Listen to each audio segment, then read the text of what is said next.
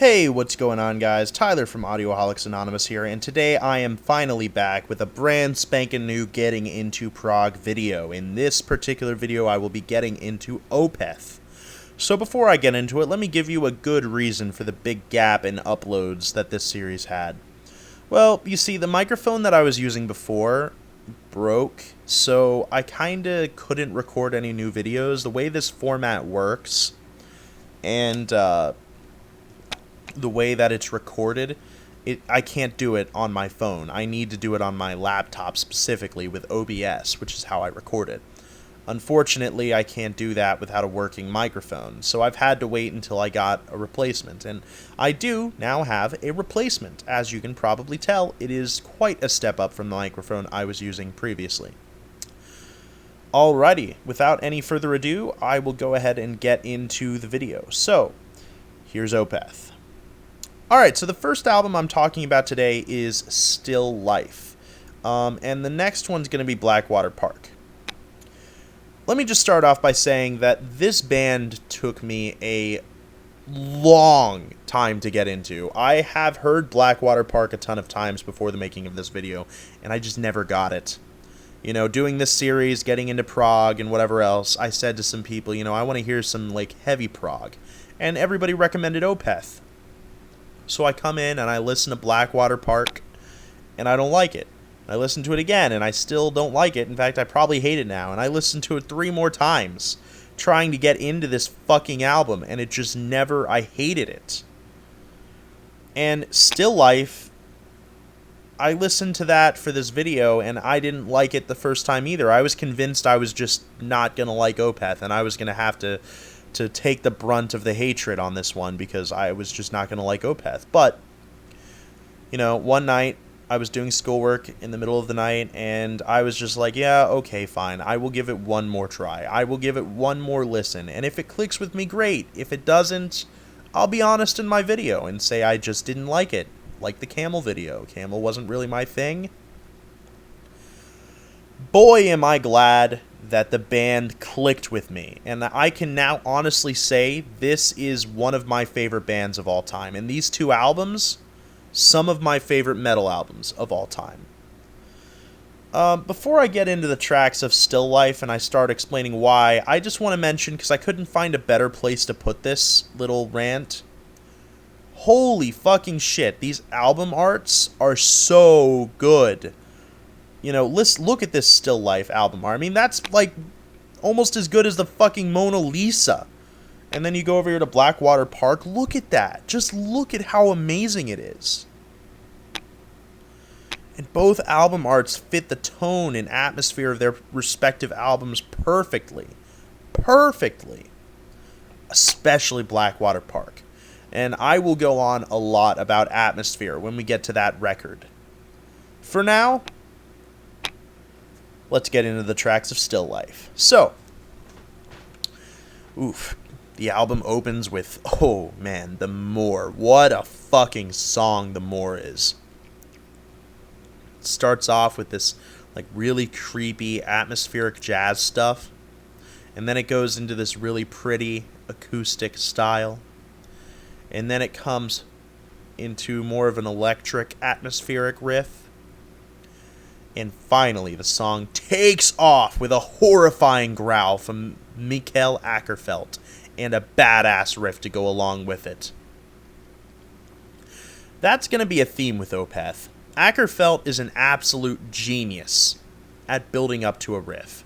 I used to praise James Hetfield of Metallica for really knowing how to build up to the main riff of a song, or really any riff. But Opeth blows Metallica out of the fucking water in that category. They make Metallica look like amateurs. They also probably have the best riffing of any death metal band I've ever heard. And honestly, it really does go toe-to-toe with my favorite riffs of any genre. This song especially is chock full of amazing guitar riffs. I also really love the clean sections in this song. In fact, clean vocals are used very sparingly on this record, but when they are used, they are absolutely beautiful. In fact, that's a good word to describe Opeth in general. Opeth is a band that displays beauty in the brutal style of progressive death metal that they thrive in. I love the use of acoustic guitar in the music. This is one of the most diverse bands I have ever fucking heard. In this song alone, you go from jazz to death metal to heavy metal to acoustic folk shit to black metal sounding stuff. And it just goes on and on and on from there. This is a textbook example of a musical journey, and almost every song is like that on this album. Very complex stuff. Alright, let's go on to Godhead's Lament, the second song, and this is one of my favorite songs from both albums, actually. Every positive I said before applies here. But the chorus of this song is where it truly shines. It is absolutely magnificent. I also love the way they build up to it. What they do is they played the melody as a lead part before the first time they sing it. And the first time they sing it, they only sing half of the chorus. And then at the end of the song, they end the whole thing as an outro by singing the whole chorus. And that absolutely masterful build-up makes it so much more impactful.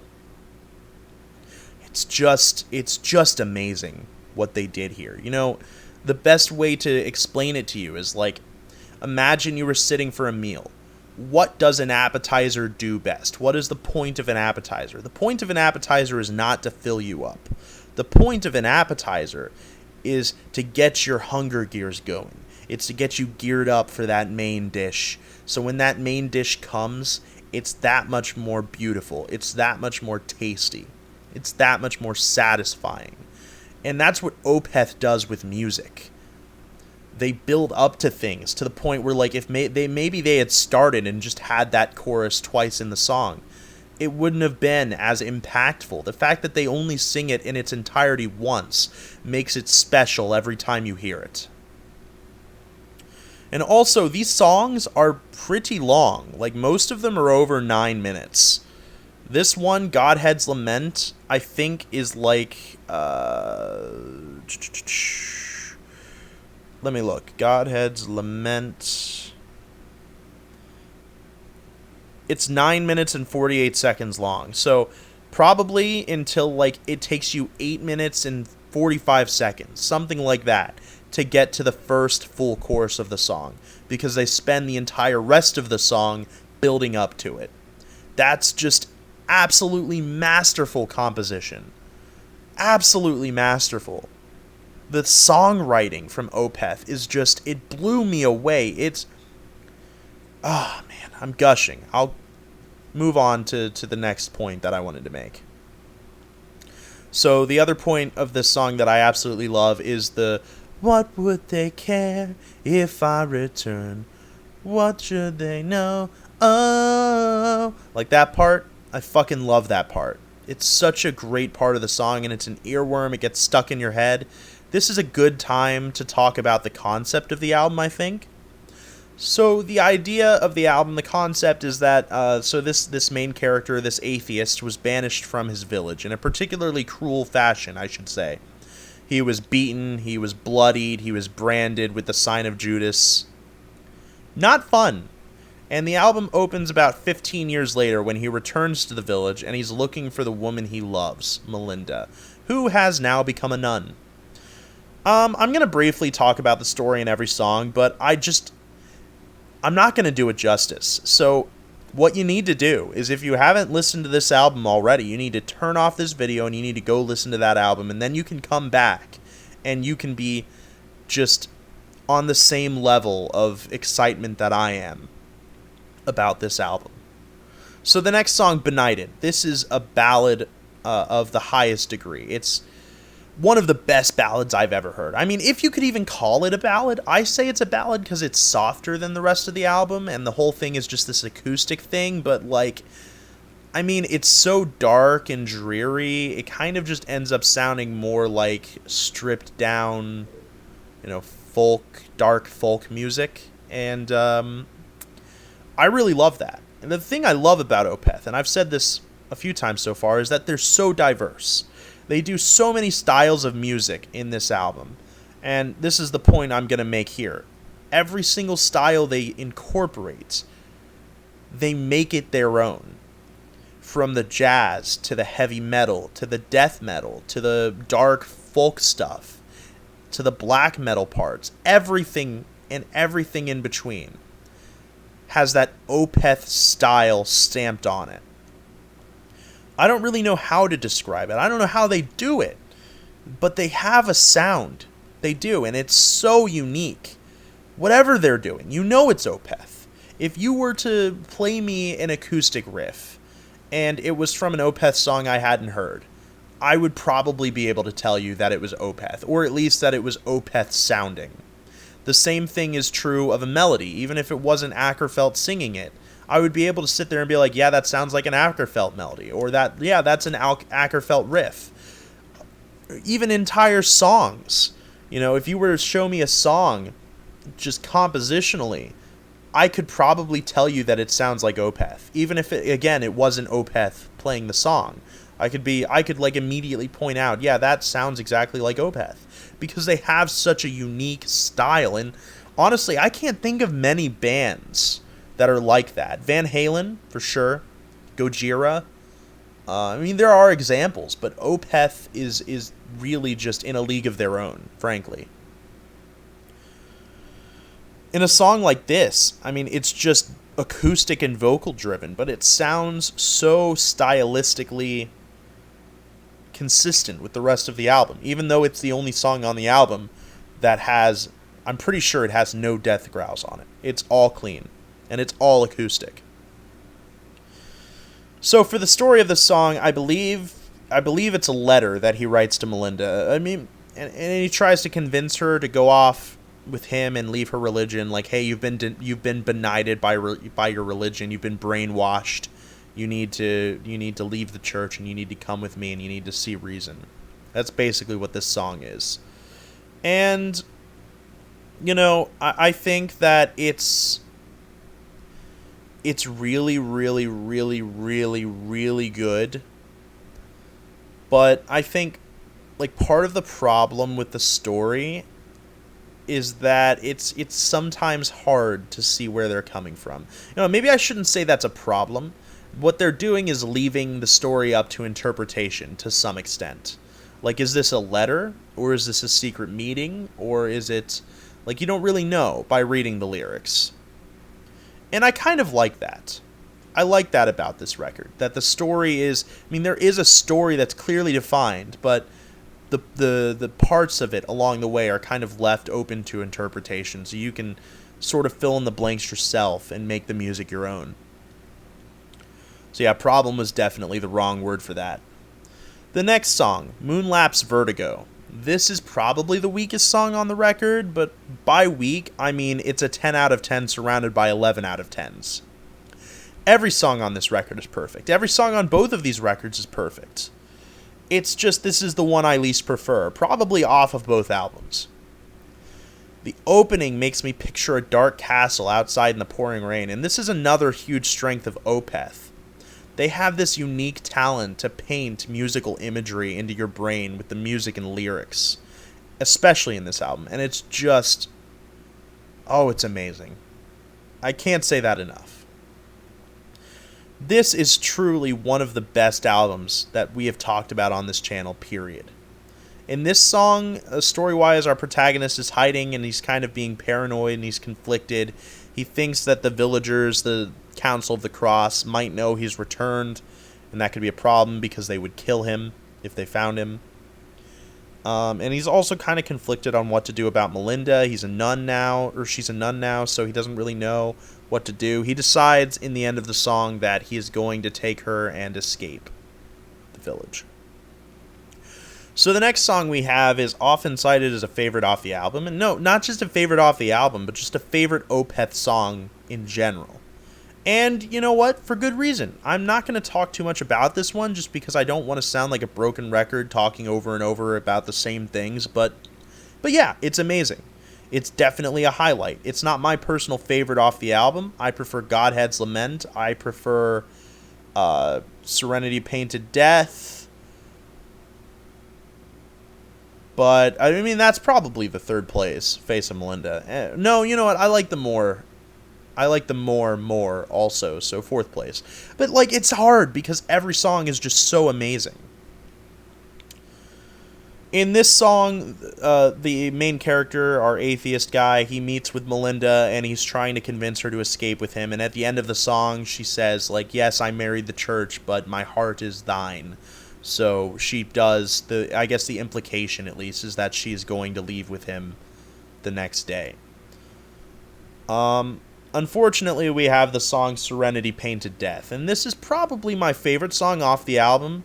It's darkest song, it's the heaviest song, it's the most angry sounding song by far, and for obvious reasons in the story. The MC finds that Melinda has been taken and murdered for betraying her marriage to the church. When the main character finds out about her death and that she was murdered, he's filled with anger. And this is one of the best parts of this song, is when you hear Ackerfeld just like growling and shrieking and just screaming in pure anger. The MC goes on a murderous rampage and kills every single guy who had anything to do with Melinda's death, or at least every single guy he could get his hands on. Eventually, he kills them all and he collapses. He unfortunately regains control of his mind just in time to be taken by the Council of the Cross, where in the next song he will be executed. This song has some of the most brutal vocals. A catchy as hell chorus. I mean, that was an earworm for me. A Serenity Painted Death. Yeah, it's great. And of course, it has the best riff on the fucking album, which starts around 128, and again, the build up to it is just fantastic. Instant chills, instant headbanging. It's so fucking good, guys. The final song on the album is White Cluster. This is the last song on the album, like I said, and it's a very weird and unique one at that. Just as amazing and as the rest of them. And story-wise, the main character, like I said, is hung for his murderous rampage and probably also for returning to the village. And the album ends with him reuniting with Melinda in death, which I don't know if there is some religious overtones to that the atheist dies and then was proven wrong, that there is an afterlife and thus probably a god, but either way, this story is very Shakespearean. I don't know if you picked up on that, but if you didn't, it is very Shakespearean. This is clearly a tragedy inspired by Shakespeare, kind of like Romeo and Juliet type of thing, but it has like a dark spin to it, you know, with the murderous rampage and the whole banished because he's an atheist thing. Like, this is a very dark version of a Shakespearean tale. I mean, don't get me wrong, Shakespearean tragedies tend to be pretty dark too, but like they also tend to have comedy and like silly moments. This doesn't really have that, and I feel like it would ruin the atmosphere if it did. So, in conclusion, do I even really need to say any more about this than I already have? Do you not know how highly I think of this album yet? If you don't, you haven't been listening. But tell you what, pause the video and see if you can guess what my rating is going to be in the comments. I'm just kidding, don't do that. Come on, this is obviously a 10 out of 10 for me. How could it be anything else? I would rate this as one of the best metal albums ever made, period. And in a few months, a few years, maybe I will even stand up and say it's the best album ever made. I could see that happening. I really could. I could also see that happening with the next album, Blackwater Park. Alright, this is a different beast from Still Life. It really is. It's a whole other monster. After listening to the masterpiece that is Still Life, I'll admit I had some really high expectations in coming back to this album. You know, I'd already heard it a bunch of times trying to get into the band the first time. But now the band clicked with me, so I wanted to come back and listen to this again. And I gotta admit, my high expectations were met and probably exceeded. I loved this album. I adored it. Adored it.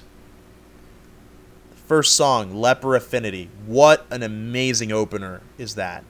Is it as good as the More? Probably not. But it's still fan-fucking-tastic. I love this song. You'll notice that this album is darker than Still Life is. The atmosphere this album thrives in is unlike any other album I've ever heard. It's unlike anything I've ever heard.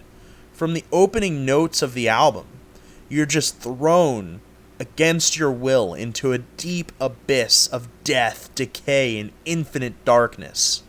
And they never, ever stray from this atmosphere, even in the softer sections and the softer songs. This is probably a good time for me to say that this album is hands down the best production and mix of all time. Just straight up, of all time, period. No album that has ever been made that I have heard or have heard of is as good as this. Everything about this mix is unique to the music and perfect for the music. I don't think this mix would have worked with any other album. I don't think this production style would have worked with any other album. But it works for this one. So who produced this album, you might ask? You might wonder who's the genius that made the best mix and production of any album that Tyler personally thinks he's ever heard. Well, I'm so glad you didn't ask. Do you remember the last Getting Into Prog video I did? The one on Porcupine Tree? Yeah, it's exactly what you're thinking. Steven motherfucking Wilson, the genius behind Porcupine Tree himself, produced this album. And frankly, he has some of the best engineering and production skills of any producer that has just ever lived, period. I love Steven Wilson's classic prog masters and remixes. I absolutely love Porcupine Tree's production. I mean, he's just such a great producer. Steven Wilson actually provides quite a bit of background vocals in a lot of the album. In fact, I'd say like most songs on the album have some vocal contribution from Wilson. And even the songs that don't, he probably played lead on or wrote lyrics for. You'll learn throughout this that he had a very big influence on this album. For all intents and purposes, this album really is only as unique and amazing as it is because we got this special collaboration between two progressive rock and progressive metal geniuses, Steven Wilson and Mikael Åkerfeldt. It was stated that Wilson had a huge impact on the album by Åkerfeldt. Apparently, he was having dinner with Wilson, and he brought up the idea of Wilson potentially producing the next Opeth record, and old Steven agreed after being sent the demos. Wilson eventually went on to help write the lyrics. He added vocals, lead vocals, guitar parts, lead guitar parts, and more. This album straight up would not be what it is without Steven Wilson, so as much as you may want to give Opeth all of the credit, and trust me, they deserve a lot of it comes from Steven Wilson too. I don't think he gets enough credit for this album. It was almost without him, this album wouldn't be half as good, in my opinion. Alright, so next we have Bleak, and this is probably maybe my favorite song on the album, but it has really tough competition in the final track. Again, I have to compliment the atmosphere of this album. It really shines on this track. The verses are so evil, and the melody is very, very, very catchy with that riff in the verse. The riffing on this record, by the way, is much darker and much more atmospheric than Still Life, so it's a different beast in that way, but it works just as well, and I love it just as much, maybe if not more. Seriously, Mikael is one of the best guitar players of all time. I really love the chorus on this track as well, where Steven Wilson takes lead vocal duties. Very catchy, very creepy chorus. Also, the outro to this track gets special mention for being heavy as fucking hell. This is a fantastic song, guys. Next we have Harvest, and this is a weird one. This is a track that's pretty similar to Benighted, and it pretty much serves the same function, but I will say I think Benighted is slightly better. I think Benighted is more catchy and slightly better written. But this is still just an amazing song, and what's more, it still has this very dark and dreary atmosphere that I keep going on about, despite being an acoustic track. In fact, in that aspect, it's one of the darkest acoustic tracks I have ever heard. I think you can really hear that Steven Wilson influence on this song as well. This very easily probably could have been a Porcupine Tree song. Honestly, I would be down with a full album of songs like this from Opeth. I think that Mikkel might be my favorite acoustic guitar player of all time, and I would love to see a stripped-down acoustic album from him. So next we have the fantastic Drapery Falls. Again, this is a highlight. Very, very diverse track. It does show off a lot of the best aspects of Opeth. The opening to the song is just pulsing with atmosphere, and then it gets all stripped back with acoustic guitar for the vocals, and it just works so well.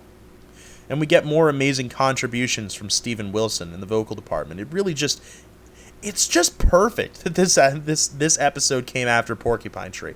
Keep in mind, I just randomly choose bands. I have a list, and I'm just like, okay, that one. I chose this on a whim. There is no method to my chaos with choosing these bands. It was pure dumb fucking luck that I chose Opeth after Porcupine Tree. So next we have Dirge for November, and this is another standout track. I don't know what people are going on about saying this is the weakest song on the album. I think almost definitely that has to be Harvest.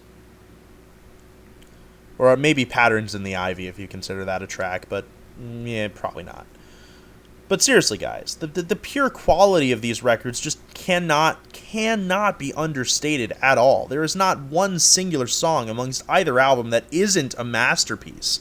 This song specifically starts out softer and works up to some of the most heavy and crushing moments on the album. Also, I love the jazzy guitar section that starts around the 5:45 mark. You thought they had just gotten rid of that? No, it's maybe even better here. This song is just amazing.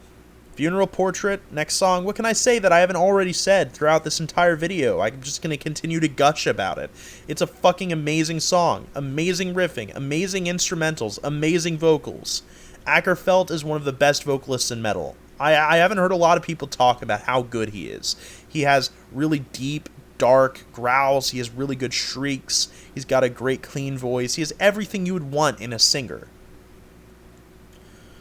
So next we have Patterns in the Ivy, which is just kind of a neat little 1.5 minute transition track, and it goes into the best song on the album, in my opinion, probably.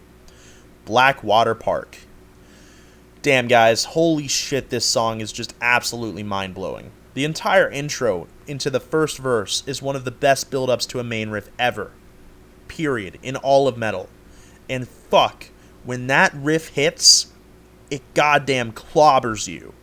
It's just so fucking great, and the entire song just beats you to a bloody fucking pulp with its bare goddamn hands. And then it lets you relax and recuperate and think you can go to sleep. And then it hits you with a fucking crowbar. There's no relaxing with this. This song is just, oh, it's just so fucking good. It's amazing. It's mind-blowing. It's life-changing. One of the best metal songs ever written, period. Alright, and that brings me to the conclusion of this particular album. Wow, legitimately one of the best metal albums ever made. I mean, I would even go farther and call it the best progressive metal album of all time. Hands down. I do slightly prefer Still Life, personally. But that is truly just a preference, and I think it really just comes down to the story. Yeah, Blackwater Park kinda has a concept. Basically, every song has something to do with Blackwater Park, which is a location in the album, I guess. Other than that, it's just every song is pretty different. There's songs about depression, there's songs about murder, there's songs about political corruption, like, very huge variety. But I think, like, the Shakespearean tale told in Still Life kind of captures my heart a little bit more. And so that's probably why I prefer it, but honestly, it's so close. Both of these albums are masterpieces.